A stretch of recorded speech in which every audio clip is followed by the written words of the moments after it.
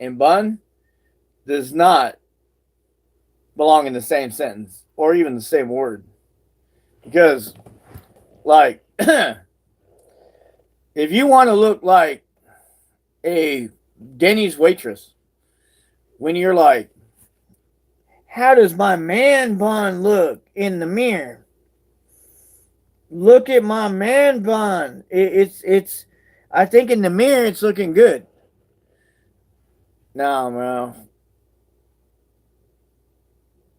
No, no man bun. That's stupid. Um,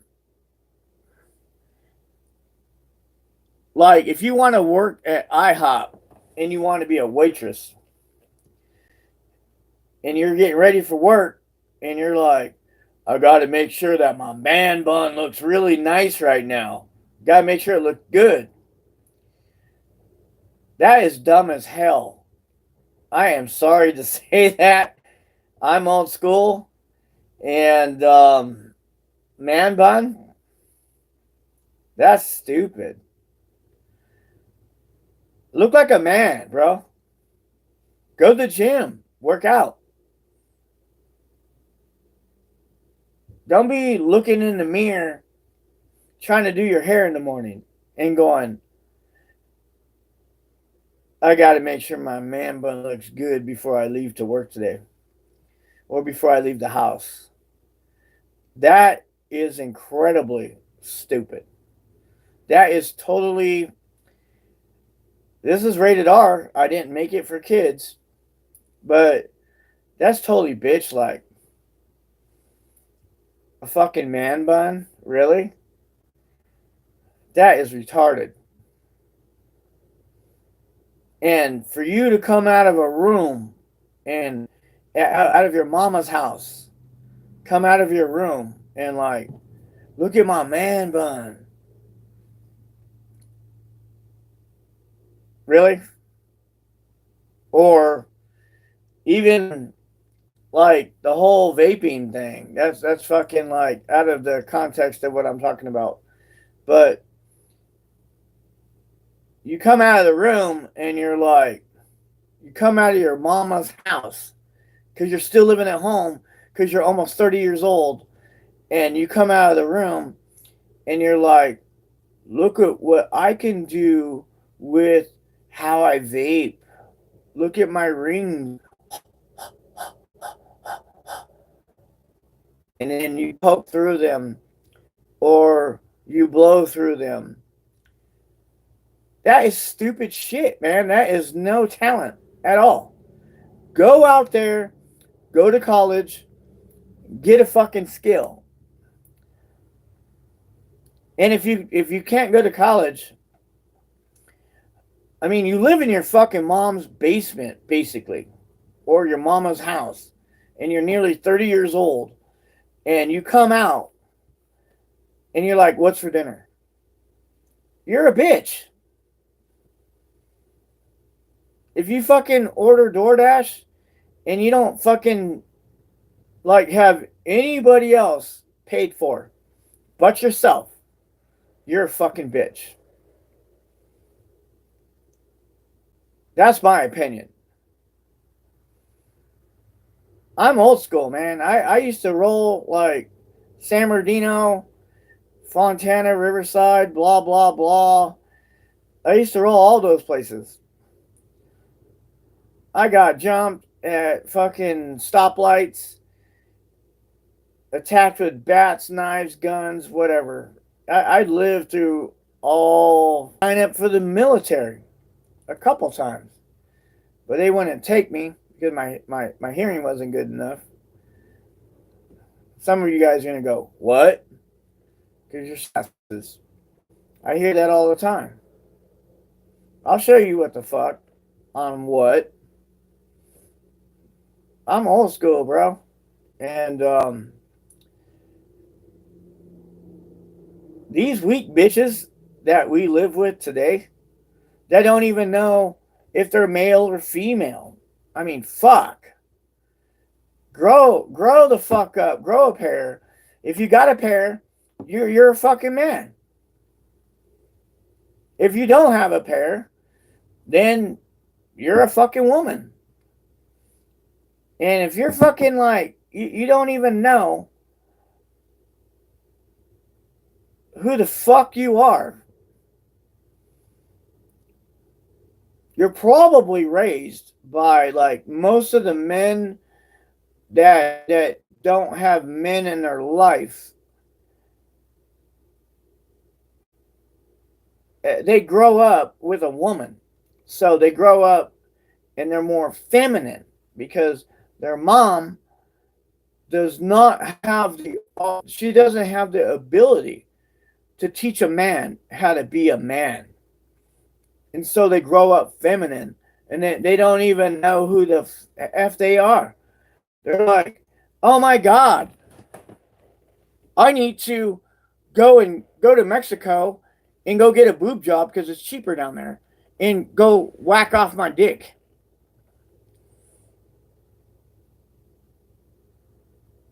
And then there's other, like, it's very rare, but I have seen occasions.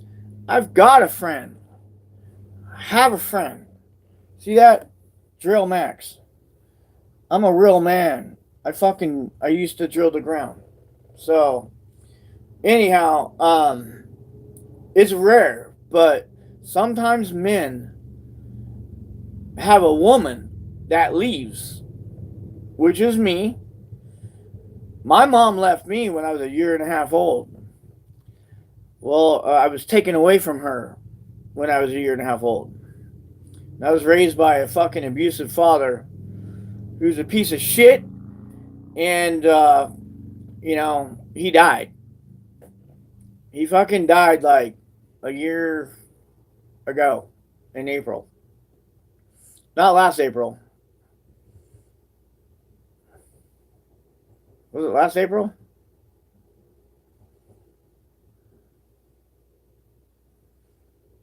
I don't know. It's nah. It was the April before this year.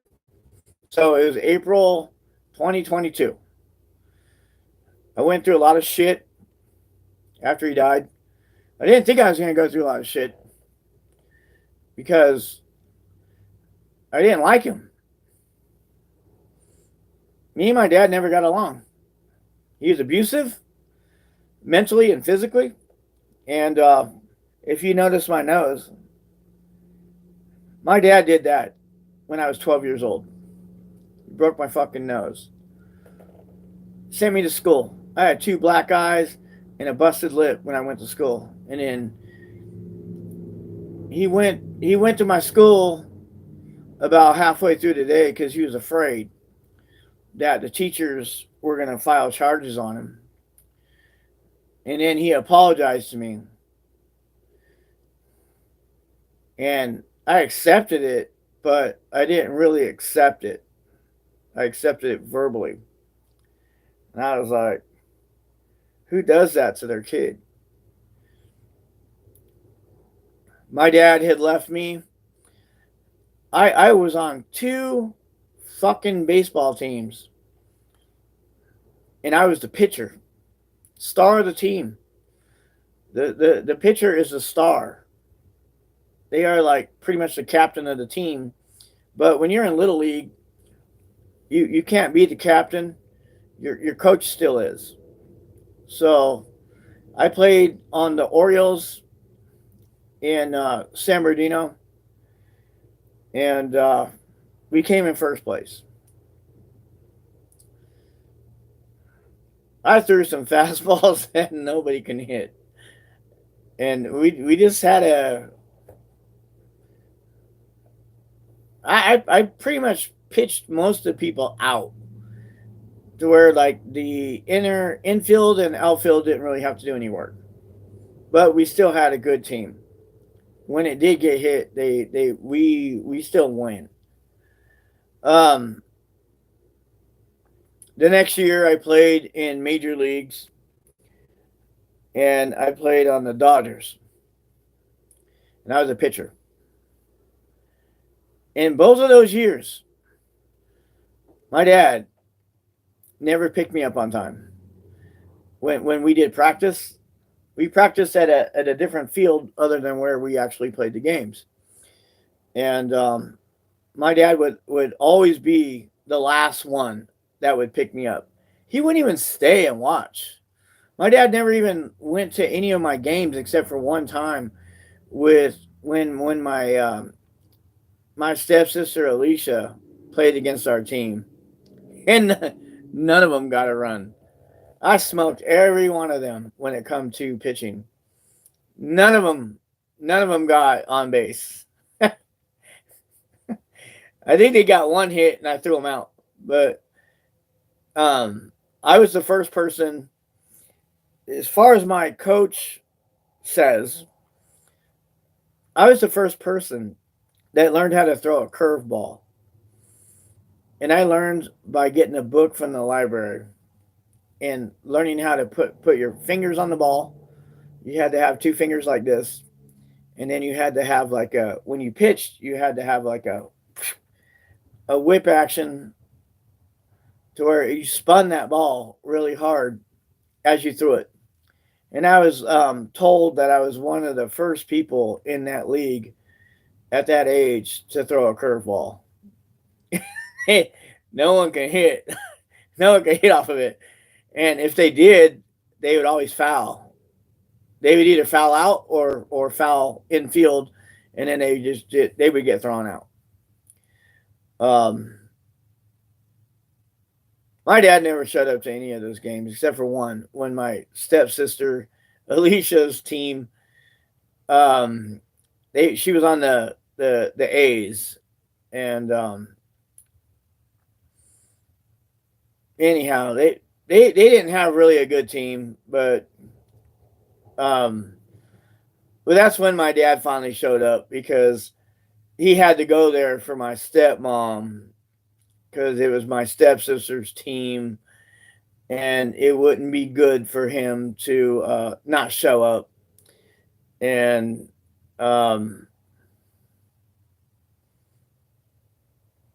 yeah, I used to run cross country, and I took our team to the CIF championships my first year running to Mount Sac College, 11th place, but I was in front of me. I didn't realize how close I was to the finish line. And then when I cattle gates that they had set up, I would have had to push them out of the way to get through the gate on time. Because at the end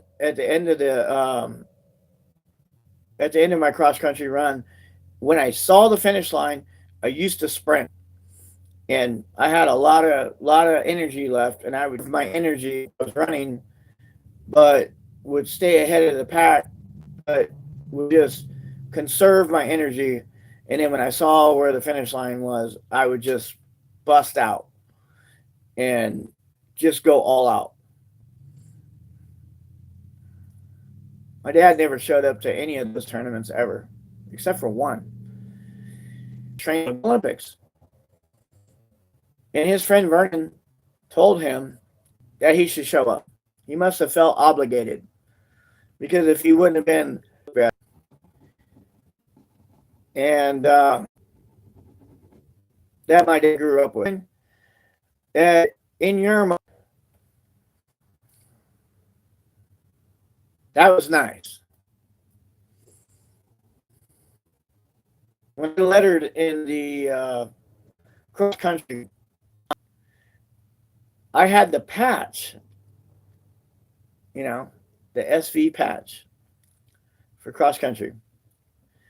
I ran as a sophomore, but I ran as a varsity level. I ran against people that were 2 years older than me, and I smoked them. And I took our country, I took our school, not our country, but I took our school uh, to the varsity level and took us to the CIF championships. I ran against Trona. I ran against Rim of the World. and I ran across a couple other smaller schools. My coach, I love him more than I love my dad. So Jason, to do make you feel good about who you are and push you to the limit. And when you meet those goals, you get thanked. Work or after school, I had anxiety where when like, oh my shit, oh my god, my dad is going to be coming home soon. Started feeling anxiety. Shit, the fan went home. Shit's not going to be good when he gets home. Don't ever make your fucking kid feel like that way. Ever. Never make your kid feel that way. That is the worst feeling in the world. When I was fucking 14 years old, or maybe even 13 and a half, my dad had cheated on my mom, my stepmom, and ruined the whole family. There was four of us. There was Amy, being the youngest. There was Alicia. There was me. And then there was Arlene. Four kids got their lives ruined because my dad was dishonest, selfish, and wanted to go sleep with other women. I mean, if you're not happy at home, fucking break up.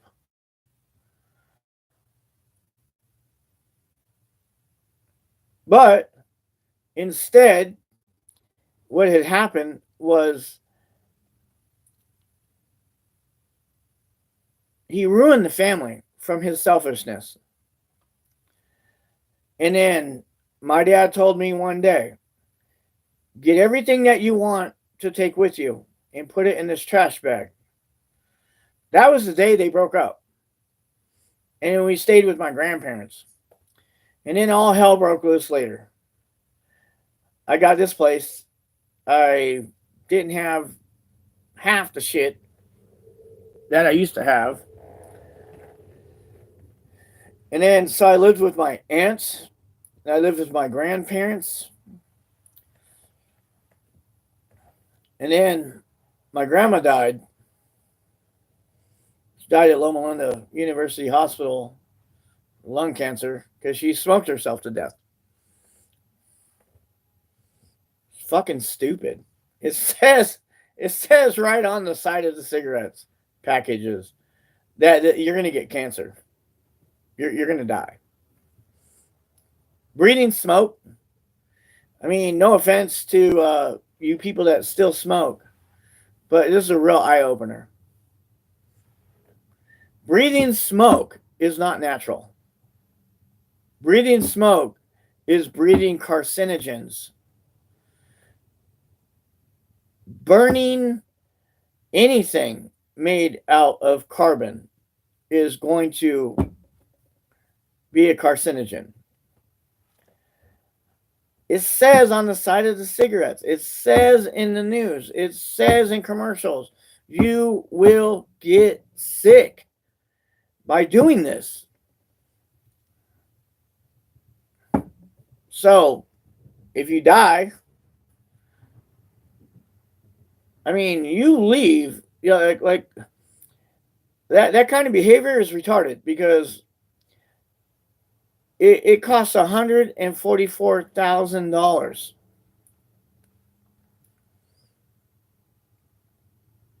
to start a chemotherapy program. $144,000.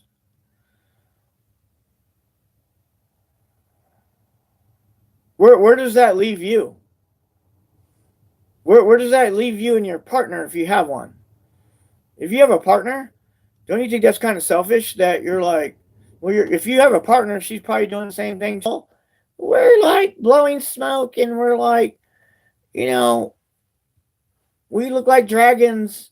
Puff the magic dragon. That's fucking retarded. because it's gonna kill you. It says it says on the side of the cigarette pack, it's gonna kill you. And then you also know from word of mouth, they've been advertising since like 1980s, I think, that you're gonna die from that. Breathing smoke is not natural. Breathing smoke is it, it's common sense. Breathing smoke is not healthy. So why do it? But anyways, let's get off the smoking subject. Okay, so smoking killed my grandma. She was in Loma Linda Hospital. She was going through chemo. She came home. She started to get better. But let me tell you something about chemo. Chemotherapy almost brings you to your death. They calculate it by your weight. They calculate it just, they have a certain calculation. And they almost kill you to kill the cancer. So you don't want to go through that. So she fucking was beating cancer and she was looking a little bit better. She lost all her damn hair, eyebrows, freaking hair, everything. She lost all that because chemo almost kills you. They have it calculated to where they don't kill you, but if you have a good doctor, he's almost going to kill you, but not quite. And then that beats the cancer. But everybody that has cancer always goes into remission. So you're going to lose. Why am I paused? Somehow I got disconnected. But anyhow, what I was talking about was cancer and remission and about how my grandma went through it. And she started looking better. And then she came back home from Loma Linda University Hospital, which is a great cancer treatment place. They're pretty good. But they fucking killed her. So she went into remission and cancer came back with a vengeance. So she went back to the hospital. She was in the hospital and they killed her. They gave her too much morphine for the pain and it shut her down. And they did not admit it. They just said she died of a heart attack. Now, she died because she got too much morphine. And that's how she ended up dying. Later, about my grandpa was very, very hurt. Both of them had been together since they were like, the story is they were probably about 14, 15 years old. And they had never had been with anyone else except for each other. And they got married. They had 7 children. And Jesus Christ, I wish that America was like that today. I really wish they were like that today because it's too, they made it too simple to give up on each other. They have programs like freaking child support, welfare. They got programs to where like you don't need your man anymore. The government will take care of you. And so that makes it so much easier for people to break up and They're like, "Oh, I got my kid. I got child support. I got welfare. I don't need him." And they break up. They break up real quick. And vice versa. Like it can go the other way too. Because I do have a friend uh, that raised three children by himself, while his woman freaking nothing against the Navy, but she went to the Navy, and then as far as I know, she left him with three kids, and I still talk to him like almost on a daily basis. But she left him with three kids for some dude in the Air Force that she thought was better. Maybe he was. I don't know. I don't know him. I never met him. I know that the guy I talked to, his name is Ron, and he's not that bad of a guy. He's got a little bit of hurt, got a little bit of trauma, but she was the violent one. She was the one that would get mad and throw shit and destroy the house. She was insane. I don't know what happened to her when she was younger, but you know, she hurt him. She hurt him pretty bad, and he still hurts to this day. As far as like psychologically, he's hurt because he got left with three kids, and she doesn't communicate with those kids at all, and he's really hurt about that. And I was just telling him, I go, dude, it's not your fault. Stop, stop hurting. It's not your fault. Now, because you guys are no longer together, it's not your responsibility. It's the kid and the mother. It's their responsibility to fix their relationship.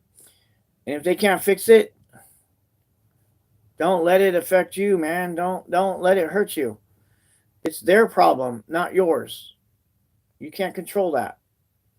They're adults now. So they have to fix it, not you. And I got my own problems. I've got kids, and my kids are mad at me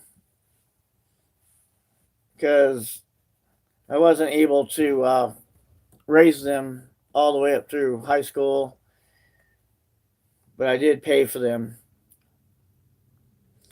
Um, and their moms are the ones that kept me from them, because if their mom couldn't control me, they didn't want me to have a relationship with my kids.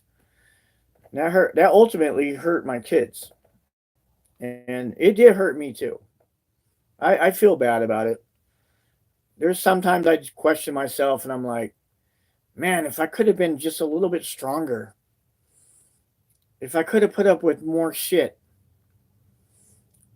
then I could have hung in there and eventually made the mothers, feel better, more secure, and maybe I could have been able to fix the relationship and, you know, be there. But, you know, I'm not a narcissist, but I know it takes two to tango. And I don't think that I'm totally at fault. I tried for 7 years with my twins, off and on with that mom. But it, it didn't work for a few reasons. Number one, I don't like someone making me feel bad about who I was. Like, if I didn't work out the first time, and you keep bringing it up, and bringing it up, and bringing it up, can't ever let the past go, you know. I'm not saying that I was perfect, but I have never cheated. I got disconnected again. But anyhow, I had never cheated on my women. When I chose a woman, I loved them. And I basically was the breadwinner. And, with my twins' mother, she stayed at home. She was a stay at home mom and took care of them until we broke up. When you get slapped in the face a couple times and you tell somebody, go stay with your sister, until you realize that you can't be hitting men, because that's just going to lead to a bad situation. I don't want it to be that way. So she ended up moving 69 miles away back down to her parents' house in another town.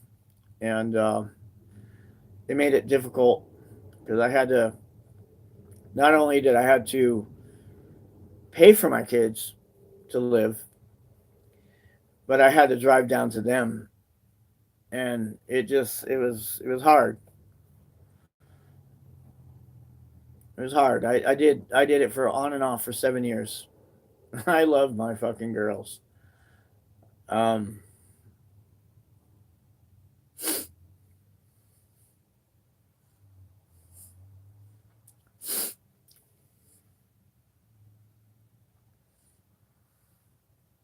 I had twins,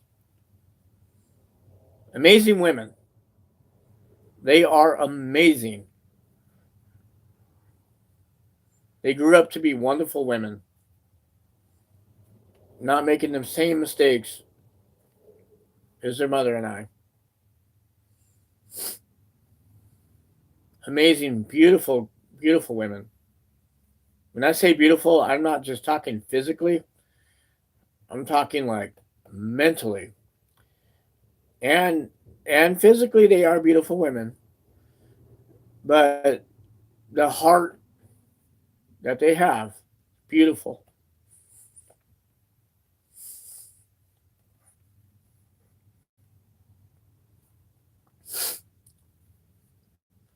I have some other daughters too. One by accident, and then another one was not planned. But she planned it, but I did it. I wanted to be married first. I didn't want to make that mistake again. Uh, Fuck.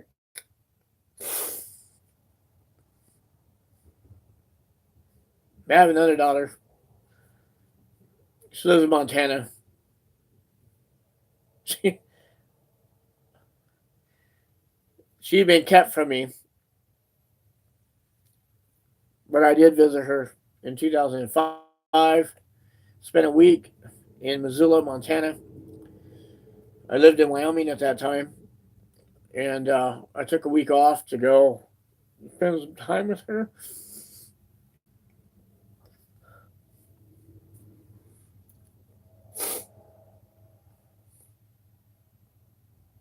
Beautiful girl.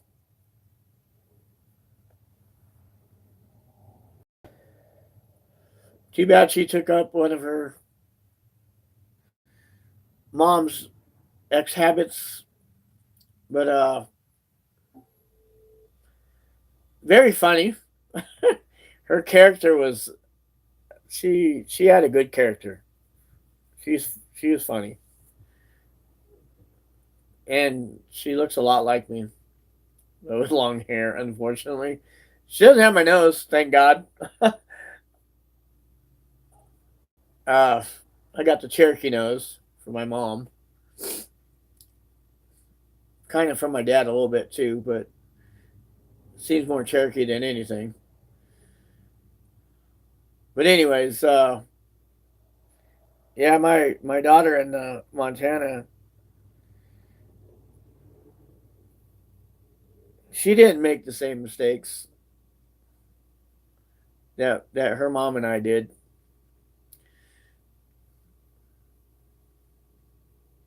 Her mom and I were just like a summer fling after after my twins' mom.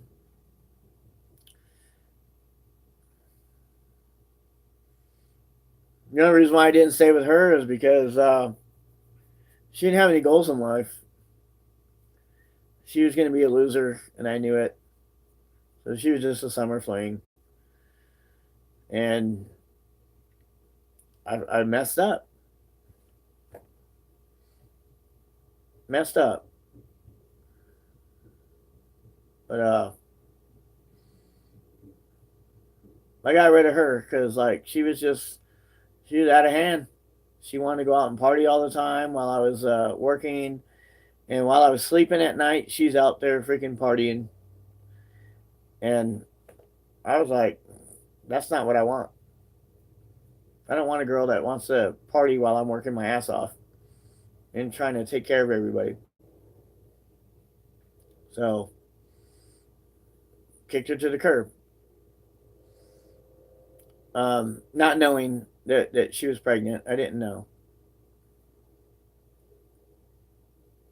and so I moved on and went to a company,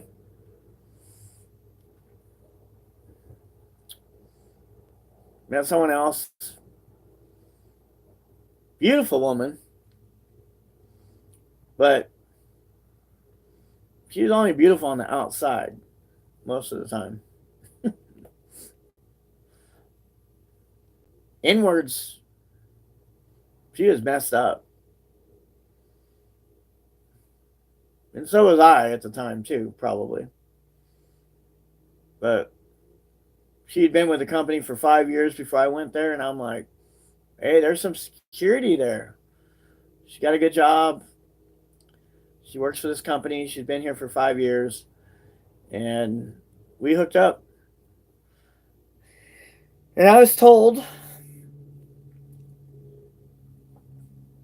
by someone that worked there, you don't want to be with her. She's a party girl. She was a beautiful woman, and we had a very beautiful daughter together.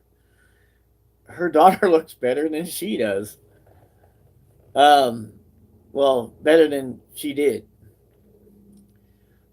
I broke up with her a long time ago when we were like 26 because she was messing around on me, and she was doing stupid shit behind the scenes.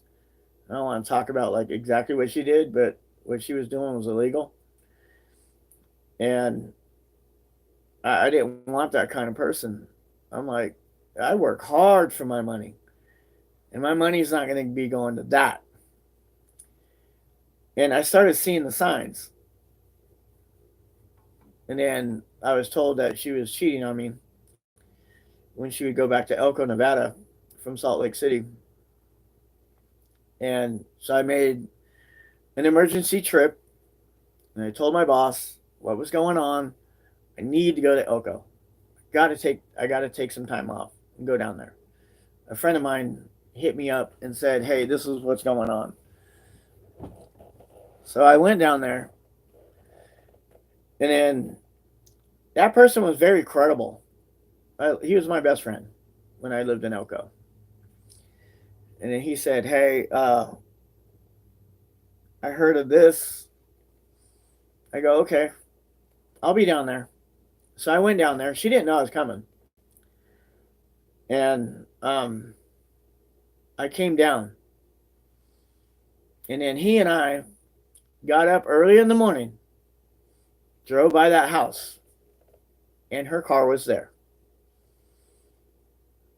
and I was devastated. I was like, Jesus freaking Christ! I mean, I expected my friend to be telling me the truth, but to see the truth, there's only two things that could have been possible that were going on there. And from what I gathered, both of those things were actually happening. And then so I told my friend, thank you. I appreciate you telling me the truth and letting me see it, letting me come down here. You get the hospitality. Appreciate it. I was devastated. I drove back two, what was it? 2 hours and 15 minutes back. Actually, it's 2.5 hours to my house.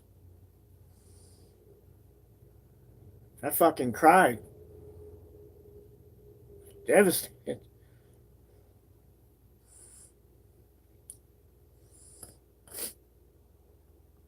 It hurt me a lot.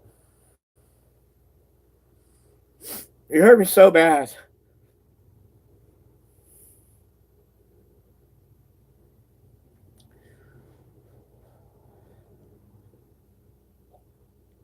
I'm reliving it.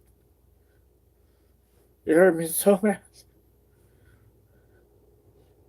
that I did not date another woman for at least a year. I was devastated.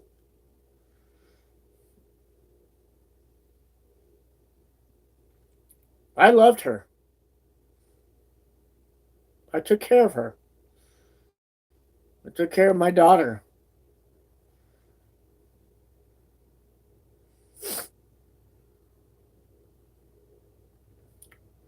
Yeah, she was a stay at home mom doing some stupid shit. And then she was also an abusive parent towards my daughter, and I had to correct her at one point when she, was doing my daughter's hair.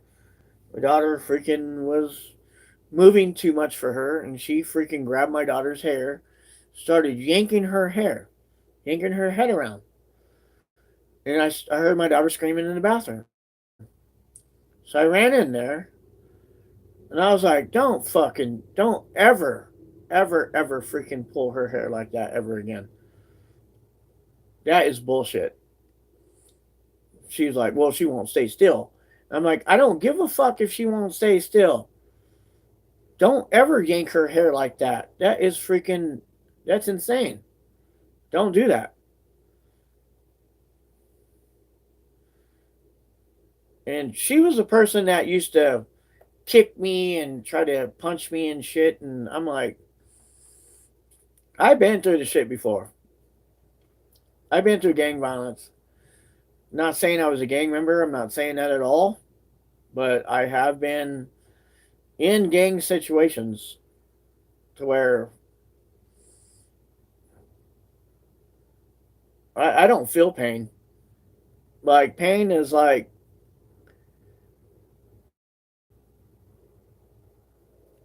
it doesn't bother me. I can bleed, I can feel pain, but I still come back. I mean, for me to be stopped is like stopping a freaking freight train. You're going to have to knock me the hell out. And that's when I stop. Because you can't do nothing when you're knocked out. But as long as I'm conscious, no one's stopping me from doing anything. Not when I'm trying to defend my life, and I'm trying to defend what is right. You ain't stopping me. My dad always feared that about me. He praised me one time about it. He goes, you know what? You never were scared of nothing. I go, why should I be? Fear is of the unknown.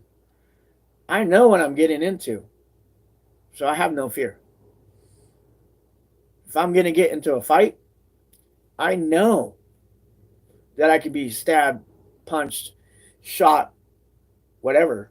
I know what I'm getting into, and I don't have any fear of man. I don't have any fear of animals. Like, I bring a knife fight to a bear fight. I ain't scared of bears. Yeah, maybe a bear can kick my ass, but I have no fear. But anyways, been a long enough video.